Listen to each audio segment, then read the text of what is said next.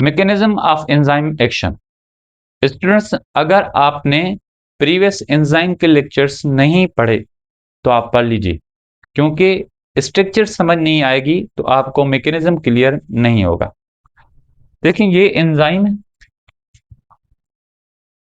Enzyme के अंदर एक पॉकेट होता है जिसे हम कहते हैं क्या, एक्टिव साइट।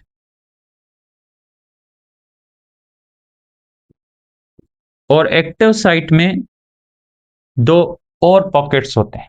एक को कहेंगे हम कैटालाइटिक साइट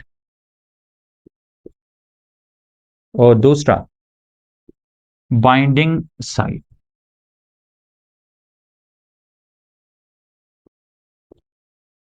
हमने प्रीवियस डिस्कस किया है कि बाइंडिंग साइट पे अमीनो एसिड्स पाए जाते हैं, मींस उन अमीनो एसिड के फंक्शनल ग्रुप्स होते हैं।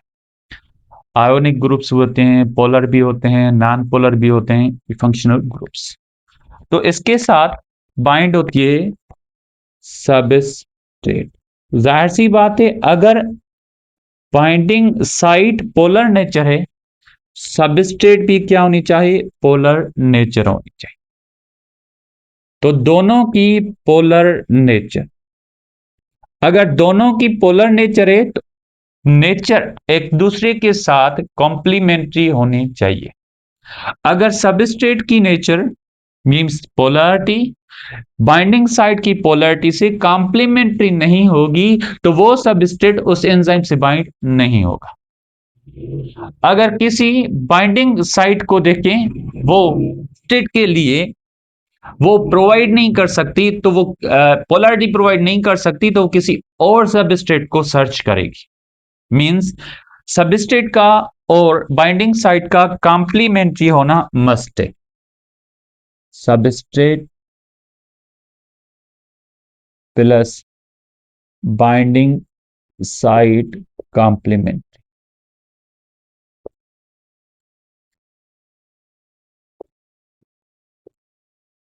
दूसरी चीज क्या है कि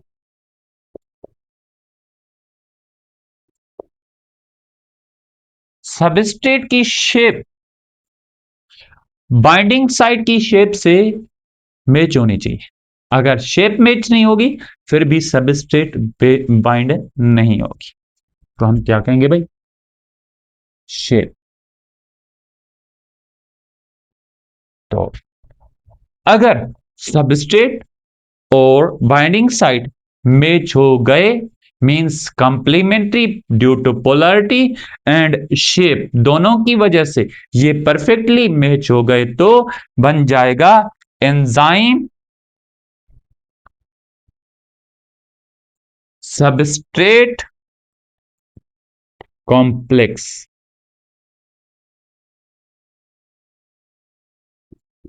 इसे कहेंगे हम enzyme substrate complex.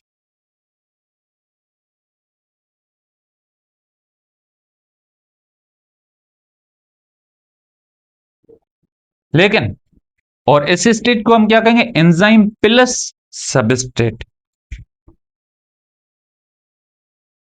Enzyme plus substrate, और अगर मैच हो गए दोनों तो बन गया एंजाइम सबस्ट्रेट कॉम्प्लेक्स।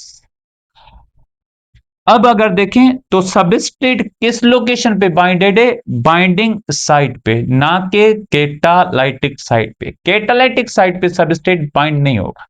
सबस्ट्रेट का अटैचमेंट किसके साथ, बाइंडिंग साइट। अगर बाइंडिंग साइट के साथ अटैच हो गया तो कैटालाइटिक साइट अब सबस्ट्रेट पे इफेक्ट दिखाना शुरू करेगी।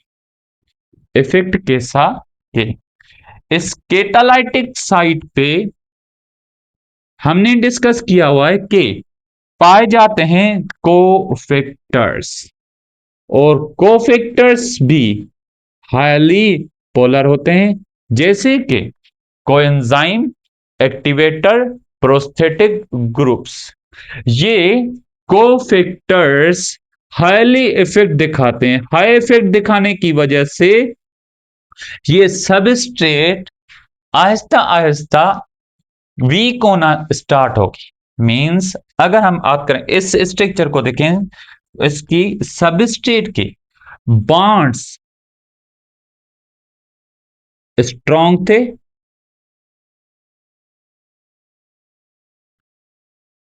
और स्ट्रक्चर को हम क्या कहेंगे, स्टेबल। स्टेबल का मतलब कि ये स्ट्रक्चर जो कि जिसके बॉन्ड्स स्ट्रॉन्ग है वो नॉन रिएक्टिव है अभी तक, या लेस रिएक्टिव। अगर कैटालाइटिक साइट ने इफेक्ट दिखाना स्टार्ट किया तो इस सबस्ट्रेट के इंटरनल बॉन्ड्स वीक होंगे। अगर इंटरनल बॉन्ड्स वीक होंगे तो वीक बॉन्ड का मतलब सबस्ट्रेट की एनर्जी इंक्रीज हो गई, तो बॉन्ड्स वीक और इंक्रीज एनर्जी। अगर एनर्जी इंक्रीज हो गई, बॉन्ड भी वीक हो गए, तो सबस्ट्रेट क्या होगी, सबस्ट्रेट हो जाएगी अनस्टेबल। मींस इसके इंटरनल बॉन्ड्स आहिस्ते आहिस्ते वीक होंगे। फाइनली क्या मिलेगा हमें, फाइनली मिलेगा ये सबस्ट्रेट जिसके बॉन्ड्स वीक होने के बाद फिर अलग शेप में क्या बनाएंगे, दो स्ट्रक्चर बनाएंगे। मींस यहां बॉन्ड ब्रेक हो रहे हैं, यहां बॉन्ड ब्रेक हो चुके हैं, यानी फिर से जो सबस्ट्रेट है अब क्या हो गई, स्टेबल हो गई। स्टेबल हो गई मींस उनकी एनर्जी लो हो गई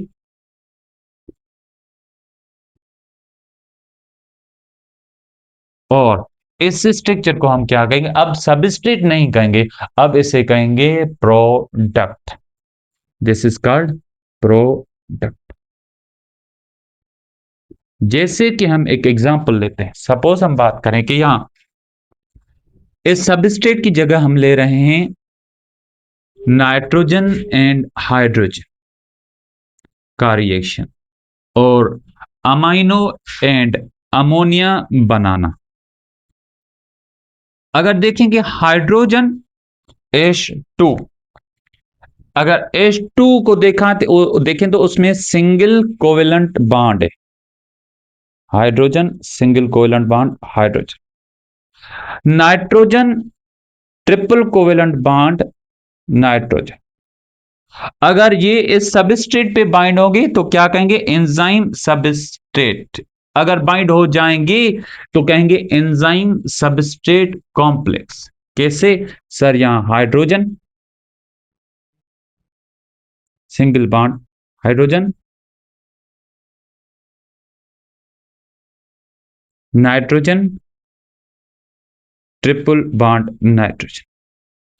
अब इस पे कैटालाइटिक साइट इफेक्ट दिखाना स्टार्ट करेगी, मींस इन दोनों हाइड्रोजन को अपोजिट साइड से अट्रैक्ट करेगी या खींचेगी। अगर हाइड्रोजन को यहां से भी खींचा जाए और यहां से भी खींचा जाए, या इन दोनों को अपोजिट डायरेक्शन में पुल किया जाए, तो हाइड्रोजन के बॉन्ड्स वीक होंगे और इनके इलेक्ट्रॉन्स फ्री होंगे। और जब वीक बॉन्ड्स हो जाते हैं, एनर्जी हाई हो जाती है, means bond weak high energy. अब नेचर देख के हाइड्रोजन की, हाइड्रोजन बन गए अनस्टेबल। ऐसे ही अगर नाइट्रोजन को देखा जाए तो नाइट्रोजन के बॉन्ड्स भी आपस में क्या हो जाएंगे, वीक। तो नाइट्रोजन नाइट्रोजन के साथ वीक हो गई, हाइड्रोजन हाइड्रोजन के साथ वीक हो गई। अगर ये दोनों वीक हो गए तो, क्योंकि कैटालाइटिक साइड ने दोनों को अपोजिट डायरेक्शन में पुल किया हुआ है, तो इस कंडीशन में हाईली रिएक्टिव हाइड्रोजन रिएक्शन दिखाएगी किसके साथ, नाइट्रोजन के साथ। हाईली रिएक्टिव हाइड्रोजन नाइट्रोजन के साथ। इट मींस दैट हमें इस लोकेशन पे जो प्रोडक्ट मिलेगी वो क्या मिलेगी, हाइड्रोजन नाइट्रोजन हाइड्रोजन नाइट्रोजन। तो इस कंडीशन को हमने क्या कहा sir, enzyme plus substrate. Now this state is called enzyme substrate complex. Enzyme substrate complex के बाद इस कंडीशन जिसमें बॉन्ड्स वेरी वीक हो रहे हैं और रिएक्टिव स्ट्रक्चर बन रही है, दिस स्टेज और structure is called transition state.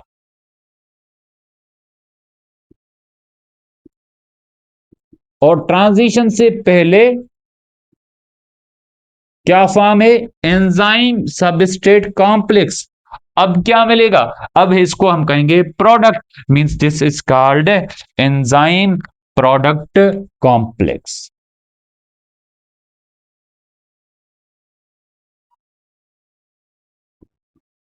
और ये जब प्रोडक्ट्स निकल जाएं तो बाकी क्या बचेगा, सिर्फ सिर्फ और सिर्फ बचेगा एंजाइम। मींस फिर से हम कहेंगे ये products N H N H और ये enzyme, means enzyme plus product.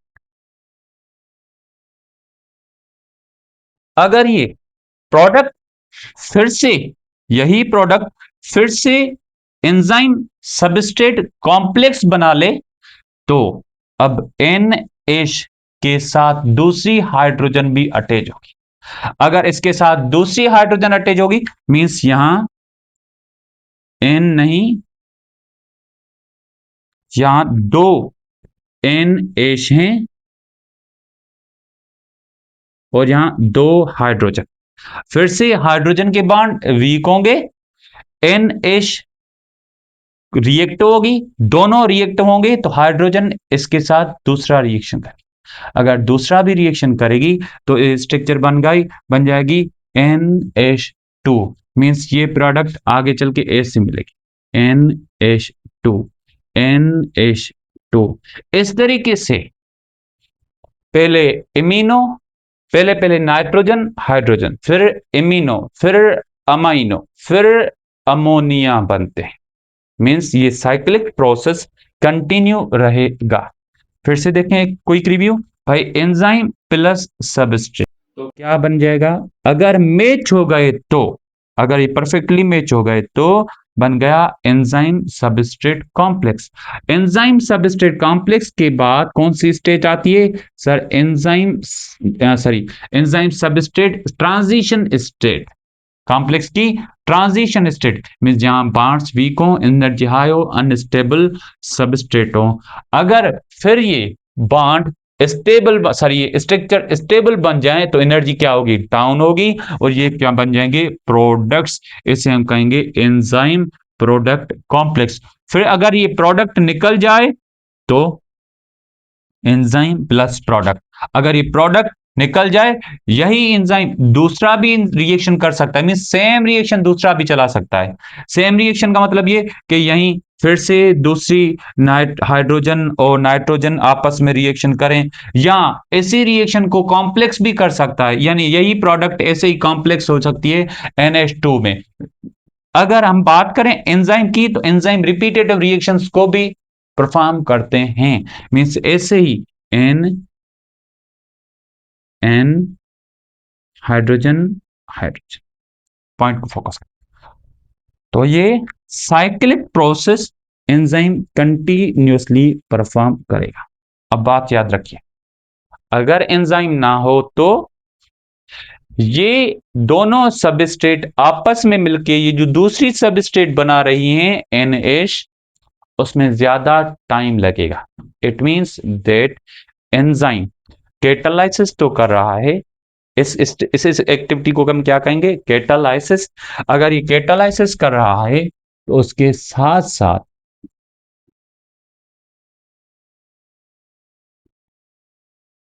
Catalysis करने के साथ साथ रिएक्शन की स्पीड भी बढ़ाता है। स्पीड कितनी बढ़ाता है एंजाइम रिएक्शन की, 10⁻⁶ to 10⁻12 times of normal reaction.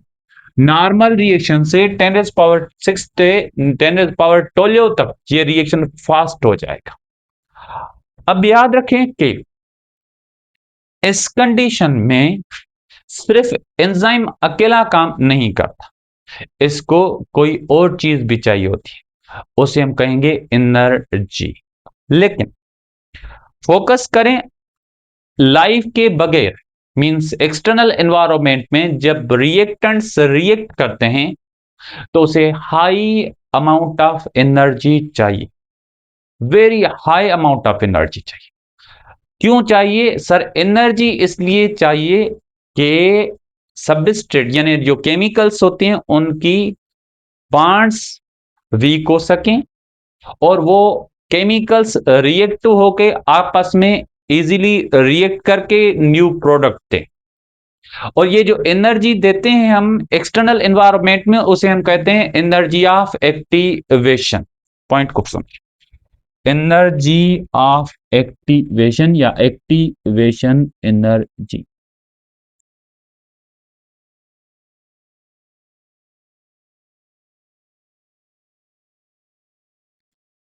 Means external energy.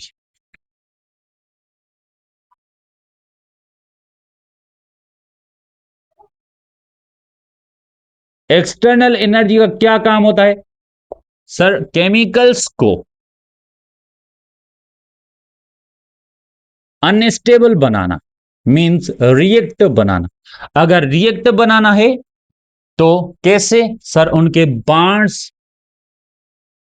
Week किए जाए। बॉन्ड्स वीक होंगे तो स्पीशीज अनस्टेबल होंगी। अनस्टेबल होंगी मींस रिएक्ट होंगी।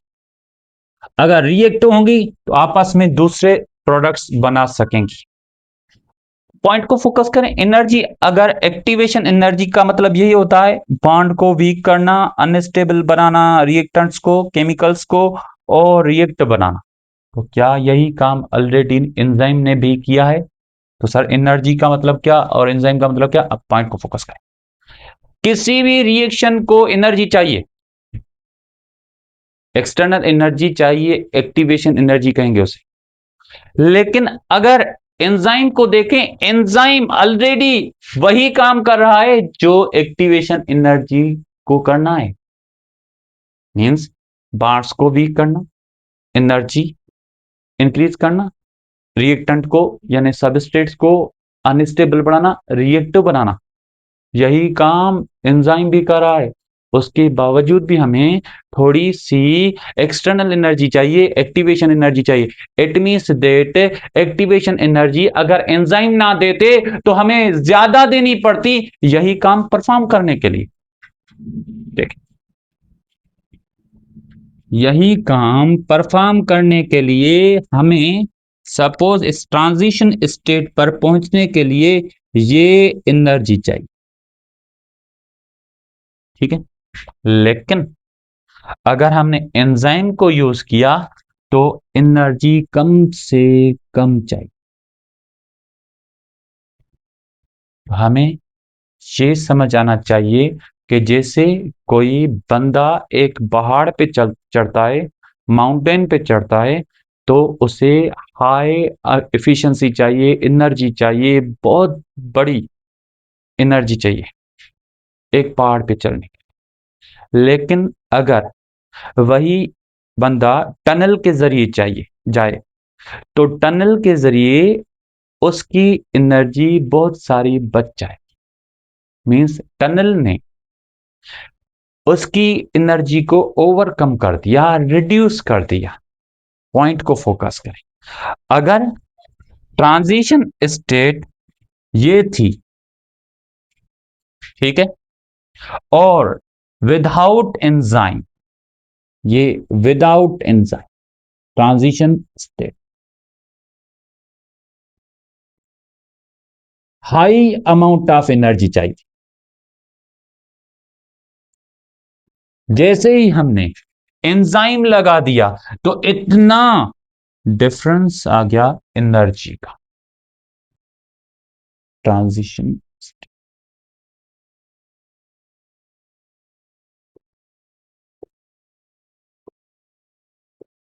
और अगर इतना डिफरेंस आ गया तो हम कह सकते हैं कि सर एंजाइम ने अगर वही काम किया जो ज्यादा एक्टिवेशन एनर्जी को करना था, it means that enzyme reduces the energy of activation.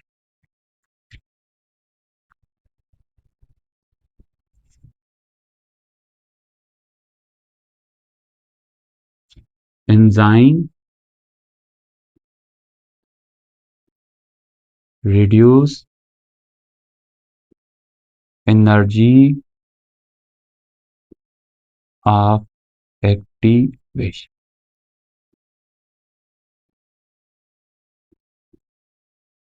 Okay,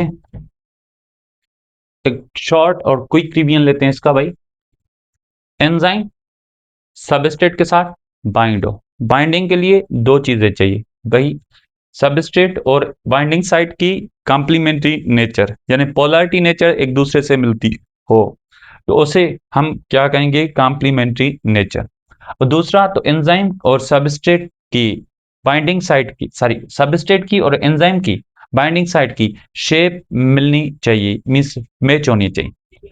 अगर ये मिल जाएंगे तो क्या बन जाएगा, एंजाइम सबस्ट्रेट कॉम्प्लेक्स। इस कंडीशन में जो बॉन्ड्स होते हैं सबस्ट्रेट के वो स्ट्रांग होते हैं, और जो रिएक्टेंट होते हैं वो लेस रिएक्टिव एंड स्टेबल होते हैं।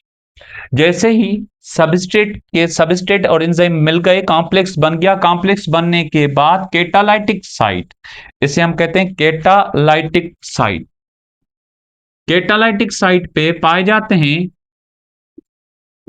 कोएंजाइम्स, एक्टिवेटर्स या प्रोस्थेटिक ग्रुप।